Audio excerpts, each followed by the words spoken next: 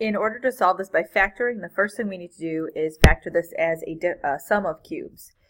So I'm going to write out the formula over here for factoring a sum of cubes.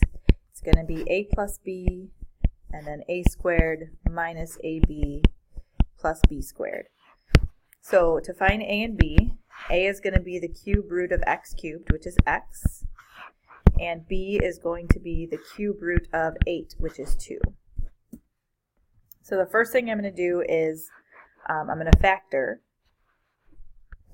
So I'm going to set up my parentheses, and it's still going to be equal to 0. I'm going to put in all my signs.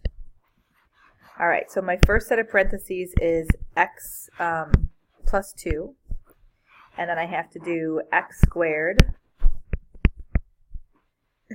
plus 2x plus 2 squared, which is 4. So now I have two sets of parentheses. The first set of parentheses is going to be pretty easy to solve. I'm just going to take this and I'm going to say x plus 2 equals 0. Subtract 2 from both sides and x equals negative 2. So that's one of my 3 solutions. To find my other 2 solutions, I have to take this quadratic here and I have to use the quadratic formula. This is never going to be factorable. So we're going to have to identify a, b, and c and then plug it into the quadratic formula. So I have that a is 1, b is negative 2, and c is 4.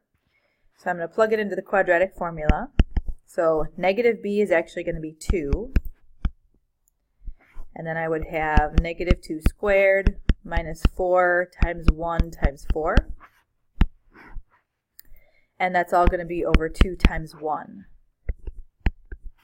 So now I'm going to have 2 plus or minus, and I'm going to put all of this that's in the under the radical into my calculator.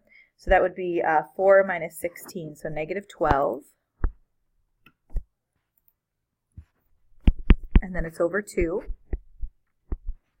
Now the negative 12, I'm going to have to do a factor tree. So I'm going to break it down into 4 times 3.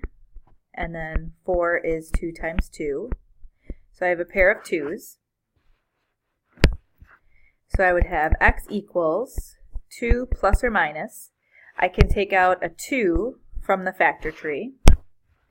I'm going to take out I because it's a negative under the radical. And then left over under the radical is going to be a 3. And then it's still over 2. Now I have one more thing to do before I'm completely done. And that is to take a look at all of my outside numbers. So all of these 2's are all divisible by 2. So if I simplify and reduce it, and I'm going to write my answer a little bit farther to the left, all of those 2's are going to turn into 1's. So I'm going to have 1 plus or minus 1i root 3, but I don't have to write the 1. And then I also don't have to write the 1 that's in the denominator. So this would be my other 2 solutions.